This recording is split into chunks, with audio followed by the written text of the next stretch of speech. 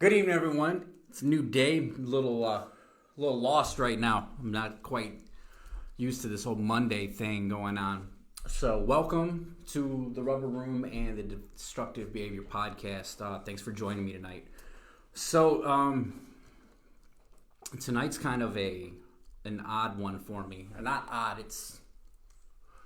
I don't know how you want to call it. Almost, it's a gut check.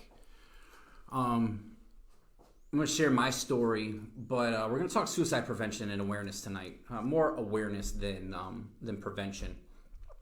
Before we get started, I got all of my information tonight off of the American Foundation for Suicide Prevention website, and you can simply just Google that and get all the same information that we found. It's a real thing. It's not something that just affects veterans with PTSD, depression, all of that stuff. It's a real thing. It's alive, and it just eats at you until you are worn down and exhausted and just don't feel like you can fight anymore. With that being said, let's get started with some statistics. Man. In 2018, this is the last study that was shown by on the website. In 2018, there were 1.4 million suicide attempts. 1.4 million attempts. Right? Let that sink in for a minute. 1.4 million suicide attempts. With that, there were 48,344 deaths by suicide. That's a scary number, in my opinion. It's the 10th leading cause of death in 2018 in America. So, what do you guys think? What's the highest demographic? What do you think it is? Take a guess. Middle-aged white guys. Me. I am the demographic. Take a look. 2018, we did a lot of it. And that's not funny at all. In 2018, men died 3.56 times, or as many times as women did. Why? What is it that is going on that pushes us to this limit, that makes us feel as though we just can't go on? What just grinds us to the point that we don't want anything? And there's a lot of reasons. So during 2018, there was on average 132 suicides a day. And 69% of those were white men. And firearms, 50% of the time firearms were used, a death resulted. So let's talk race and ethnicity, right? What's the percentage? These aren't percentages per se as much as, sorry, I had something in my eye. These are tens of thousands of people in these numbers right here. So whites topping off the race and ethnicity category at 16.84. Now this is per 100,000 individuals. So that's 16,000 people. Second came in was American Indians and Alaskan Natives with 14.12. Then Hispanics at 7.2. Asians and Pacific Islanders 7.16. Now remember, this is per tens of thousands, so that's 7,000 people. And then Black and African Americans at 7.03. These methods, kind of crazy. We're talking firearms. Consisted of 50% of the death toll. Suffocation, which includes hanging, was at 28%. Poisoning, including drug overdose, is at 12.9%, and then other. And there were 3,835 in the other categories. One thing I want to put down is that, or I want to make sure you guys understand, is there is a National Suicide Prevention Hotline. And the number is 1-800-273-8255. And my producer is kicking himself right now because usually we put that right here. But it's okay. We'll get it to you later. Once we get this Zoom call going, we'll have it posted in this next segment. I promise you that. Also, there's a crisis text line. And all you got to do is text TALK to 741-741. It's that simple. If you guys are ever feeling, I don't know, like you just can't go on, pick up the phone. I mean, good God, this is why I'm doing this podcast. Please, message me if you have that thought. I don't care what time it is. I will message you back, and we can talk, and we can figure it out, because another death is not what we need. There's no reason for a child to be thinking that they can't go on, or a woman wondering why her significant other is beating her and if she's not good enough. That's not the truth. And if you watch the last episode that we had, Jessica will let you know that you're worth it, and to just talk to us, get away. And if you're a guy, don't eat your pride, right? Ask for help. It's okay to ask for help. It's not a sign of weakness. It's a sign of strength when you reach out to somebody and say, you know what? I'm in a position right now that I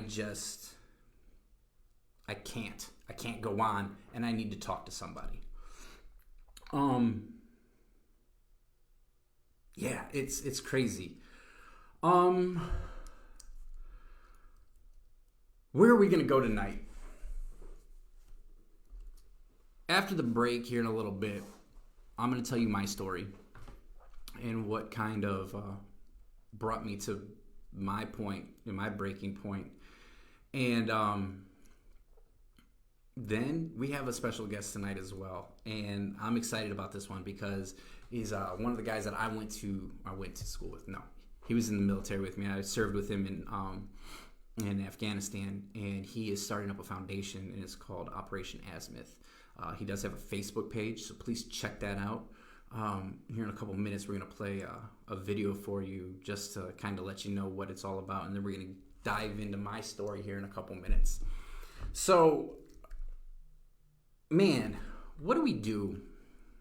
What do you do when you just can't go on?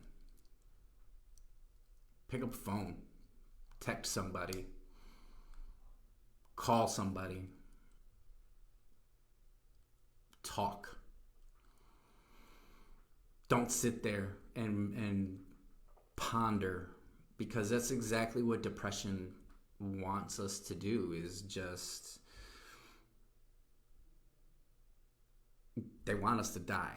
It wants us to die. It doesn't want us to be around. It wants us to seclude ourselves. And that's the worst thing and the scariest thing that you can do, is sit there and wonder, are you good enough? I feel empty.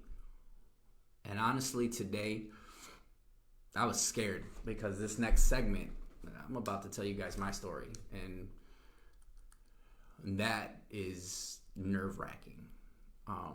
Because at one point in time, I was there. I was at that position where I was like, you know what? Like, I don't have anything left. I'm empty. I'm worthless. And yeah, but I reached out and I got some help. And funny story is, this rubber room is literally the reason I'm using the background, is because I did try to kill myself. And I was at that point. And I can help you guys get out of there if you just ask for help. Ask anybody. We're all here to help you guys. And I didn't know what I was going to say tonight. It was one of these things where I was like, man, what do you tell the world that at one point in time I was sitting right where somebody might be sitting right now in my head going, yep, I'm done. How do you I mean, seriously, how do you say that to someone, especially people you don't even know? But we'll get to that in a minute. With that being said, look, I have like 497 likes on my page, all right? I need 3 people to press the like button. 3 of you. Please share it, hit the like button, get me over this 500 hump. But with that, we're going to take a quick break. We're going to pay some bills here quick. I'm going to let you play this. We're going to play this Operation Azimuth video for you guys. And then I'm going to come back and tell you my story, all right? We'll see you guys soon.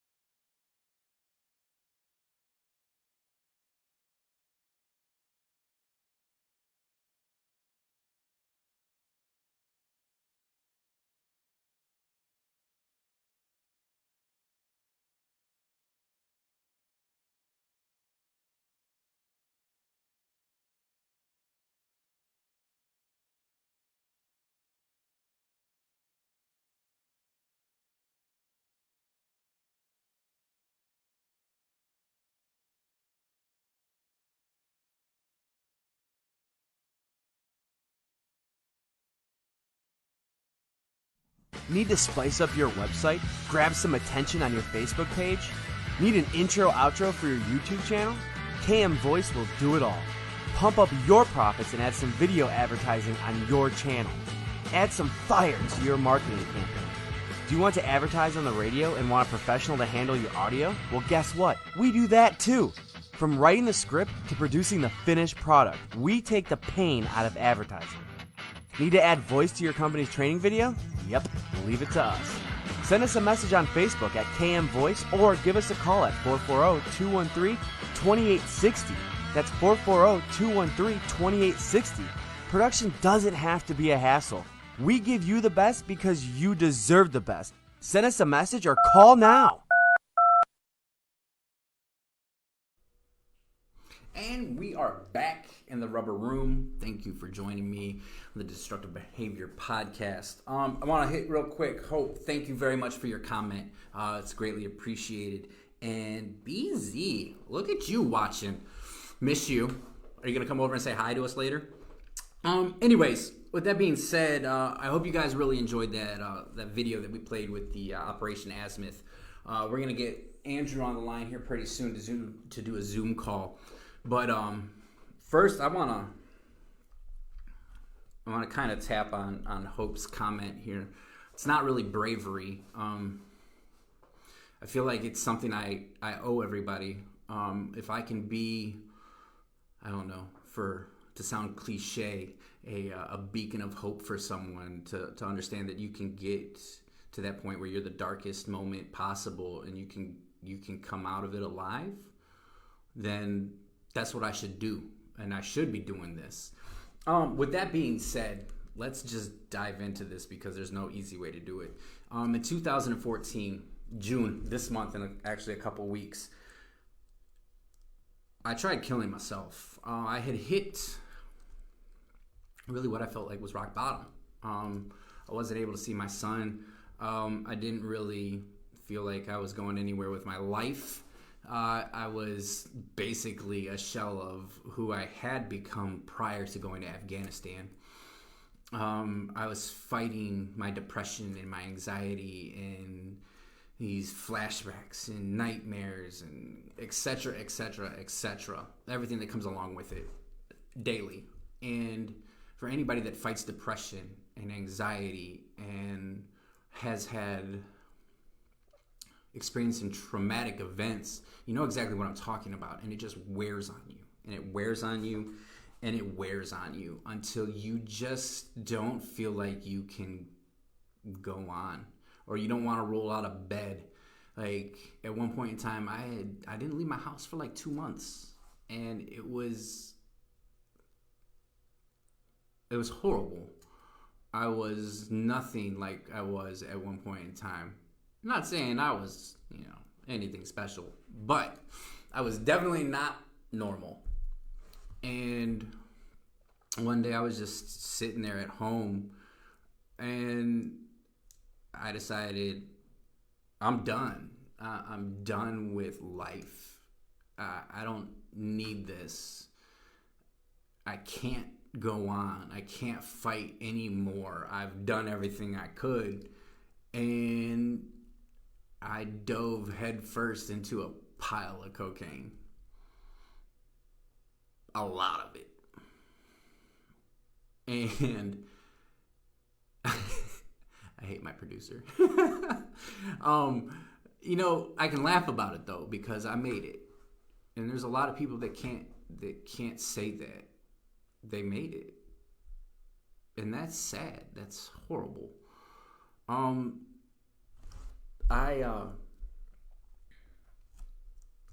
In the midst of this, was like, what the fuck are you doing, Brian? Like, come on.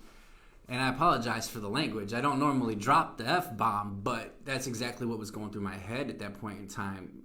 Like, I was like, you might not be where you want to be right now, but if you beat this, you can be whatever it is you want. You can be Sergeant O'Harrigan. You can get to where you were. So I picked up my phone and I sent my sister a text message. And I was like, I need to go to the hospital. I'm in a bad way. And she drove me all the way to the VA hospital in Cleveland. It's about a 45-minute drive. And I got there And I looked at the doctor and I was like, I tried to overdose. And boom, they pumped me full of fluids, made sure I was good, I wasn't gonna die, wondering how my heart was still in my chest. It was crazy. And I got to stay in the psych ward for about a week. Not proud of that. It's definitely not cool saying, you know what, I was the sanest person in the psych ward. Like, that's not something to brag about. But over the time I was there, I had this beautiful view of the construction site outside my window that was, 5 stories up or so. And I just sat there pondering. I lived through Iraq and I lived through Afghanistan. There has to be a reason why I'm still here. And right then, I decided I was going to help people somehow. I didn't know what route that was going to take. So I started writing. A book. And then it kind of just grew into this somehow. And here we are today. It's absolutely insane that I'm doing this because I never thought I would. At one point in time, I didn't think I was going to wake up the next day. So I understand that feeling of just being beaten by your demons that just constantly tell you you're not good enough, that constantly tell you you're never going to achieve what you want to achieve, and that you will never be worth anything to anyone. I know what that feels like. I know what it feels like to think my son didn't love me and didn't want to see me. I knew what that felt like. And the thing is, he was 5. All that dude wanted was to hang out with me. But for some odd reason, I thought that he didn't want to see me. You go from a certain standard of life to a fraction of what it is that you were at one point in time. I was 30 years old and in charge of 8 soldiers, making sure they came home, all the training and equipment. Like, I was something. And then I got out and I was nothing. I was just some dude that just was around. And that can break you. It's scary. It's absolutely scary. And I don't know what else to say about that, except when you get to that point, it goes back to what I've talked about in other episodes. You have to lean on your support. And those people are so vital to your survival. And through the years, like, it took me a while to get to where I'm at now. But now, like, I'm training to fight, hopefully, and sometime in the future. And I have this incredible support group at the gym that I'm at. Shout out to Hooligans Boxing and MMA. The people there, Coach Chris, Blaine, all of you guys, they've been such an amazing support group. And they've shown me that, you know what, you're allowed to have your weak moments. We all have them. You can feel weak. It's okay. As long as when you get punched in the mouth, you put your mouthpiece back in, you tuck your chin, and you move forward. And that's as simple as picking up the phone and telling somebody, look, man, I'm having a bad time and I need help. With that being said, I think we're going to try and get Andrew on the phone now. And once I get the word from my producer, we'll cut over to this Zoom call. But let's keep talking. So there I was. one June afternoon, and then it turned into close to Father's Day. And you're wondering, what the hell are you doing? Like, I can't even explain it. It is insane. It is crazy to try and put it into words, because now I'm trying to tell all of you guys that at one point in time, I was beaten down so badly that I was at my weakest point in my life and tried ending it. Now, with that being said, I'm glad I failed. This is the one time in my life I'm happy I failed, because nope, that would have sucked. And then you kind of sit there and you think, man, what was going on? Why? You know what I mean? And you can't even really fathom what it's like until you're at that point. And that's why it's like I'm at a loss for words, because this is something that I never thought I was going to explain to anybody, especially now, like this. I just can't put it into words. How weak I felt and how worn. So I know what you all are going through. If you're in this point right now, like, please don't feel like you're weak. You aren't weak. You are strong. And damn, I'm here. If you need message, comment, talk to me. We'll make it happen. And it looks like we're getting close to having this Zoom call through. How are we doing, Tyler? Cool. So, Hope, I'm going to jump back to your comment. I kind of hope that explains why I'm doing this to you. And I apologize. My eyes are itchy today. I apologize.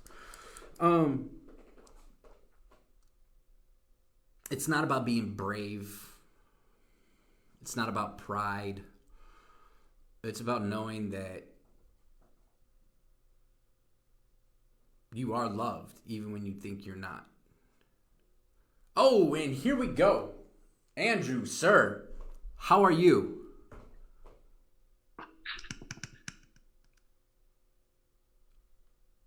Can you hear me, brother? Andrew, what's going on, man? How are you? Hey, good. How are you, man? I'm great. I'm great. So, we played this video, right? Operation Azimuth. Give us a little background on it. What is it? Yeah, so basically, I swear, man, like, veteran suicide really has always got to me since I joined the military, but just like recently it's hit really, really close to home with Bam Bam taking his life. And then within a month of that, Richard Morrissey. And like, those are my boys. They would always come to my concerts, Absolutely. I was really close to both of them. In fact, I lived like 3 hours away from Morrissey and, kept in contact with him. And I found that out, dude, and it broke me. Like, I love those guys to death, and I know we all, had a pretty rough deployment. Yeah, absolutely. So I just kept thinking about it, and I'm just like, what can I do to end this? Because, and it might be selfish that I waited till it hit home, close to home, but I had to do something. So I don't necessarily know if you can call it selfish, because you don't ever really, until it hits close to home, it's always that, what can I do? Right? That's that feeling of what can I do? And then it hits home and you're like, okay, it's time to move. For sure. You know? So I thought about it. I'm like, with me, I've gone through some rough stuff, since I got out, got, my bachelor's degree, got married and was married for 6 years, 2 kids, and, all of a sudden that ended really quickly. And, that kind of took me to rock bottom. I wasn't necessarily thinking about suicide, but, I was getting close. And I decided, I had a good support network around me to keep me up. And I realized that, having a good support network is really what's key. I mean, in combat, we see, crazy shit all the time. Absolutely. And I thought back and I'm like, why didn't anyone snap then? And it's because we had, our brothers next to us. So right. That gave me an idea. And after talking to a few other veterans, about, why don't we go ask for help? And to me, it's personally, and I'm not saying this is for everyone, but it's basically because I don't want to go open up to a civilian site that gets paid to see 100 people a day, and it might not be like that with everyone, but to me that's that's me. Like I would open up to another brother anytime, or someone that's seen similar things in combat. Right. That got me thinking. I was like, I don't really think there's anything. There's a suicide hotline, that you can call. Yep. But I don't think there's any hotline like ran by just veterans where yes, you can call. The VA actually has a crisis hotline. Yeah. Yep. With just veterans you're speaking to? I can't vouch and say that it is, but I think you might have a good possibility of reaching a veteran with that one. Yeah, and that's cool. But like for me, this hotline is I'm gonna launch is just gonna be straight veterans. I'm gonna market it like that. I'm not gonna market it as like if you're thinking about killing yourself, call here. It's gonna be a hotline available for anyone, anytime, any place. So if you had a bad day, and you're not close to the edge, you can still call. Just in case you're thinking, because those thoughts they pop in, right? I'm not going to mention his name, but somebody we deployed with in our company lives close to me. Yeah. And actually attempted suicide. And I picked him up off the floor. Yeah. And so I get it. And I mean, that was a 5-minute drive. Like, talk about hitting home, right? And so I applaud you for this. This is incredible. So I don't want any credit. I just, biggest thing is I just want people to partner with me. I'm going to be screening some, volunteers for, helping me answer the hotline right now. I got a 24/7 chat going on my website. Okay. I've been, it's just been me pretty much manning it. So you're shouldering that load, huh? Been a little rough, as we're growing a little bit. I launched it a week and a day ago right now. So right. Now it's taken off, and I've gotten a lot of feedback from it, and I'm reaching out to a lot of people, talking to a couple different organizations. Okay. That already have something, geared towards veteran suicide and prevention and all that. And they're helping me out, and it's been pretty amazing. And it's opened my eyes to other issues I didn't even think about. For instance, one of the psychology majors I'm talking to told me a story about a certain Marine that got a dishonorable discharge and hit rock bottom, started doing heroin, and he reached out to the VA and said, man, like I really need help. I'm going to end up killing myself, and I really need help. And they turned him down because he was dishonorably discharged, and he had to go through about a 1.5 year long process to be able to get VA benefits. Wow. I haven't even thought about something like that, So yeah, and you don't until you get that, until you've been in that position, like, man, so that's tough. I'm going to be fighting for, and I'm going to reach out to everyone and anyone that'll hear me out, and like try to partner and try to bring more of us veteran businesses and veteran people like together to solve this, because it's not right. It's yeah. It's easy to find causes that are all nice and pretty, and everyone wants to support that. But when the cause is ugly, all right, like come not on, going to make headline news every week. Yeah, so that's passion. And I'm gonna spend every last penny I have, and working on this. So pretty awesome. Maybe we can do something to where I can help you out. I know we can push the website out. Yeah. What is there a website that you guys have, or is this just your Facebook page? No, there's Facebook. I'm on all social media. I even got a TikTok account. I haven't used that yet. We need to see you on TikTok, brother. We need to see the TikTok videos. If it raises awareness, I'll do anything. Don't say that, because you know who's in our company, and you know what they'll get you to do. I'm just putting it out there. Off of TikTok, but we'll see. But yeah, the website is www.opazimuth.com, or you can type out operationazimuth.com, whichever you prefer. I prefer the shorter version, so Me too. That's the version we go with. And then on social media, it's at OP Azimuth. Okay. So it's designed by me. I'm waiting on a little bit more funding so I can go ahead and get a revamped website that I've actually done. But Yeah, I mean, funding. That's the big thing, Yeah. right? Well, we will definitely. I know for me, I'll put all this information up on my Facebook page, and we're getting ready to drop all my stuff on the podcast platforms and stuff like that. So that'll get sent out there like that too. All right. Man, what else, dude? So it's not really. It's just really for us. It really truly is for us right now. Correct. Yeah. Okay. I laid out if you guys want to check out on Facebook or my website or whatever, I laid out basically 4-phase plan. And right now we're at the end of phase 1, which is, launching the website, having the chat available, because I feel it's important. That's what my main, I think, bring to the party, if you will, thing is this, chat option where you can speak to another veteran. It's not going to be a civilian, nothing Right. against civilians, but myself and a lot of people I spoke to really, prefer communicating with veterans about veteran issues that we, dealt with overseas. So Yeah. that's my biggest feature. My other phases are gonna, be eventually, I'm gonna start doing video blogging and interviews with people that have gone through rough times and how they've overcome it, because it could be different for everyone, Oh, it is. It's absolutely different for everybody. Yeah. And if that's one thing I have found out that throughout this journey for me is that it is absolutely unique, person to person. For sure. I'll jump in that group chat as well. That way I can help shoulder the burden there. I appreciate it. It's the least I can do, right? That's amazing. And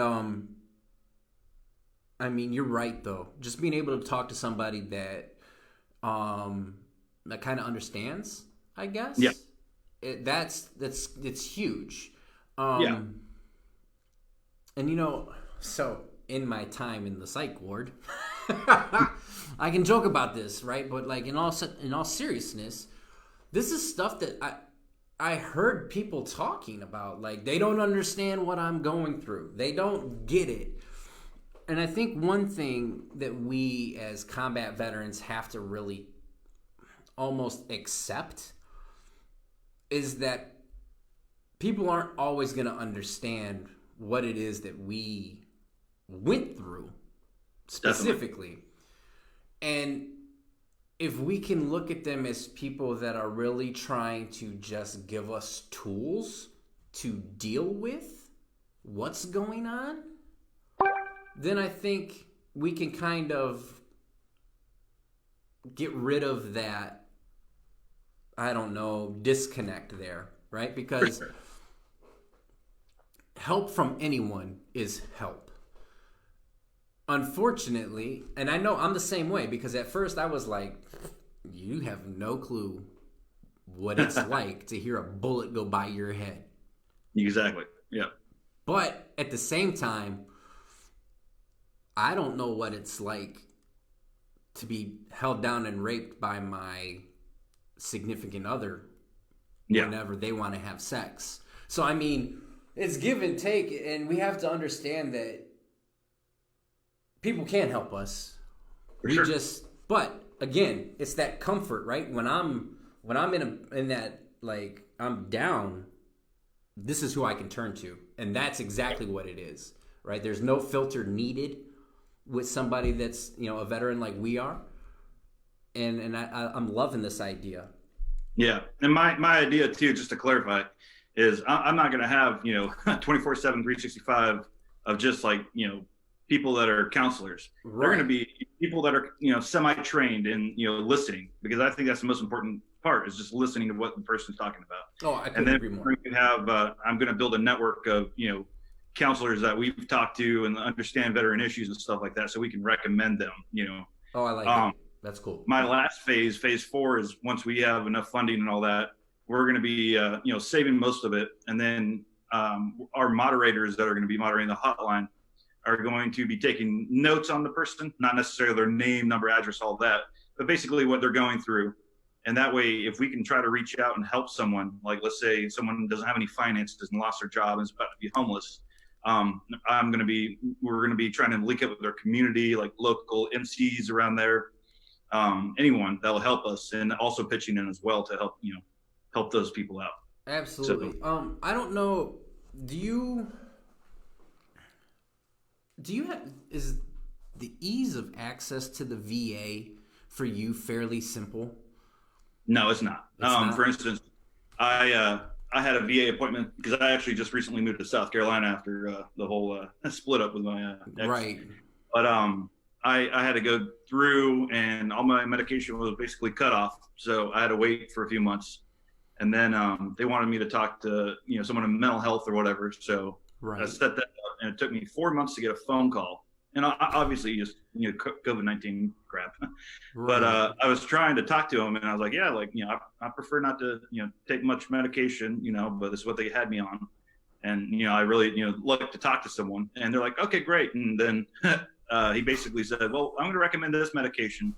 And it was sent to me in the mail, and I was like, okay, cool. So that's the last I heard from him. And it's not like that everywhere, and I'm not. No, it's not. That's what I was literally getting ready to say that. Like, here in Ohio, like we have one main VA clinic, and it's in Cleveland, right? Yeah. But it's an amazing clinic, like one of the best. And I hate hearing other stories from you guys that are like, oh, dude, I haven't talked to my doctor in 4 months because they won't call me back. Like, I have an amazing team. And like what you just talked about is not something I would even fathom happening, because it's like, all right, I go in, I talk to my nurse practitioner that prescribes my medication, and I'm like, look, I don't want to wake up drowsy. I don't want to feel high. Yeah. I want to be able to do, and they're like, okay, yeah, let's make this happen. And it's not really the VA's fault. It's just they're overwhelmed, Absolutely. And that's when the government tries to get involved in stuff like that, unfortunately, stuff like that happens. Like, it might be a 3-minute wait to get in somewhere else, and for me, I have to call ahead about a month or two, and hopefully see someone in 3 months. And you said you were in South Carolina, right? You're not in South Carolina anymore, correct? Say again? You're not in South Carolina anymore, are you? No, I am. Oh, you are? Then after this, I'm gonna shoot you a message of the doctor that I had that was up here in Cleveland, and she transferred down there to South Carolina. I got you, brother. There you go. Appreciate it. You're looking out.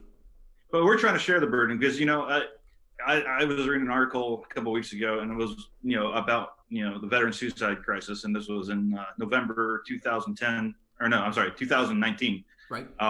And they were saying basically that the number went down from 22 to 17, but it's actually not really, because it's the way they're looking at these figures now. And the guy just said, we're overwhelmed, and we're doing everything we can, and we think we're making progress in research, but we just need local people to share or to help us, basically. Yeah. And that's what we're trying to do. Like, I've got a couple of connections already high up in the VA that I got from a sergeant major in the Army, and I'm going to be reaching out to them and actually having a meeting with them next week. Awesome. I'm just going to see like what they think about this whole idea, and just take some advice, and hopefully be able to work hand in hand with them.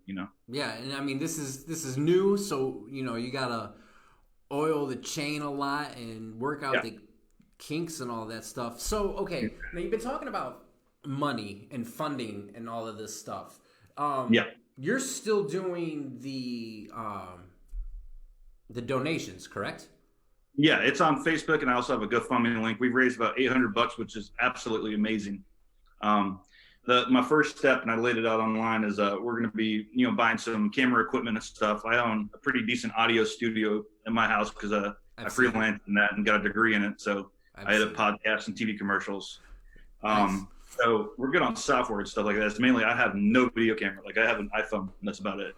We're trying to get some lighting because I have a extra room in my apartment that we're going to turn into like a little sit-down studio where I can interview people or do like you're doing.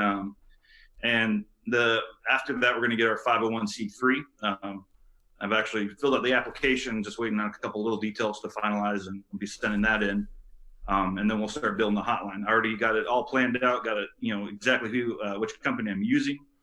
And I'm actually working on, messaging veteran businesses around trying to get volunteers to help us, answer the hotline, and working with a couple of people that majored in psychology to kind of like give me some pointers of how I can make a training video with another counselor I'm talking to. We can make that happen too. So don't hesitate to reach out to us. We can help you make those training videos. All right. And That's great. Just real quick, everybody, if you would find it in your heart to just look up Operation Azimuth on Facebook, and even if it's $1, just please help donate something. All it's going to do is save lives in the future. It's a great cause, obviously, and we can help Andrew get your goal and help him save lives, because that's what we're in the business. That's what I'm doing here, and that's why I brought him on today, because I want to help bring exposure to this amazing idea. Dude, it's mind blowing. I'm loving this. So whatever I can do, I got your back on this one. And we're talking. You mentioned that 22 to 17 thing. 22 is catchy, right? I don't know if that number was real or not. I'm assuming it probably was, but why do we need to throw that in the face all the time? Why can't we just be like, hey, there's brothers and sisters dying and committing suicide, and we are not reaching out enough. It's not, hey, it's not just they should reach out to us. We should be doing checks on your friends and your families all the time, right? I mean, it's crazy to think that number is that high. I don't even care if it's 17. It's still too high. I don't care if it's one. Exactly. One a day. No. Exactly. So now this isn't going to be a live 24-hour thing, correct? It's not? Or the hotline? The hotline? Yeah, the hotline. Yeah, it's going to be 24/7, 365. Every hour of every day, anyone can call, reach out. I don't care if you call me at 3 a.m. when I'm sleeping with, beautiful woman or something like that, and you just want to talk about your day. I mean, I don't care. If that helps, I'm here all the time. I feel we have it planned out to where we have analytic data set up with this hotline that we're going to purchase.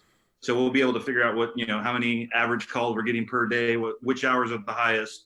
And I think I got a pretty good schedule lined out, but my line will always be there. So if let's say we have 2 operators at 10 p.m. and we get 3 phone calls, that's going to ring myself. So Gotcha. I'm going to always be on call. I'm digging it. I'm digging it, man. So then basically all of these donation monies are just going to go to help your organization grow and get better equipment and to save lives. Yep. So in the past week, right? You said it was about a week ago that you got everything up and running, right? Correct. Yes. Has anybody reached out to you yet? Yeah, I've talked to amazing. I started this. My brother said he's going to be helping. He works full time, just had a baby, so he's helping out a little bit. He's a Marine, or was a Marine. I guess once Marine, always Marine. I was about to say it. Me too. Yeah. That much. Yep. But so I started completely by myself, and I've slowly been reaching out to people, and I've had people reach out to me, and I've talked to some amazing people, just posting it on a local veterans page. I had people reach out and hey man, I can't help financially. I got these contacts for you, and I'm going to share it. And that's amazing, because these contacts are like I said, I talked to that one dude about the dishonorable discharge, thing, or other than honorable, and it's just amazing, the stories I'm hearing, and people, how close it's coming to family. I had my cousin, who's a little bit older than me. She's I think in her 70s, 80s, reach out and talk about how my grandpa was friends with her dad, and how her dad killed himself after NAM, and he had PTSD. She said crazy, and would wake up screaming. And back then it wasn't a thing. So her mom was on his benefits for about 20 years, until finally they appealed to someone, and then that's when the whole PTSD thing was starting to break through, and they ended up granting the benefits there. So Yeah. It hits close, even in my family, and I didn't even know about it until I started doing this. So Yeah, it's crazy. Once you start digging into stuff, that's when it really slaps you in the face. Like, boom, yeah. here I am. Oh, yeah. Well, I think we're gonna get going here. I appreciate you making this time to join me tonight and share the information on this. I just, it's awesome. You can count on me to be part of this. And you can count on KM Voice if you need some help doing some videos or whatever. We got your back. All right, brother? Appreciate it. All right, and, man. I'll come down there soon, and we'll have a little bonfire or whatever. Yeah, absolutely. Or you can, we'll come to you because it's colder up here. So, yeah, true. All right, brother. Well, you have a good evening, and I'll share the links and everything for your stuff on my page. All right? Thank you, man. I appreciate it. Hey, not a problem. All right, take it easy. You too. All right, so there you have it, Operation Azimuth, and Andrew Carson is an amazing individual.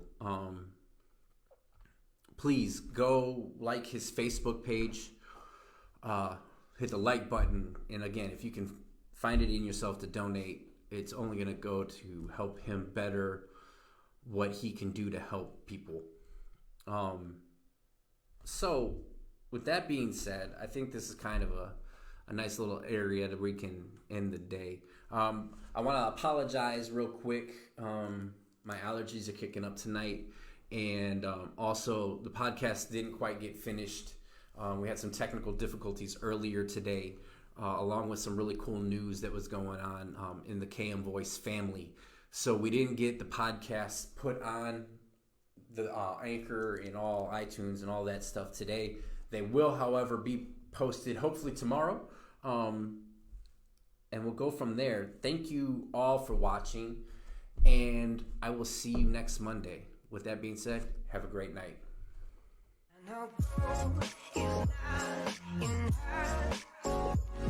She's a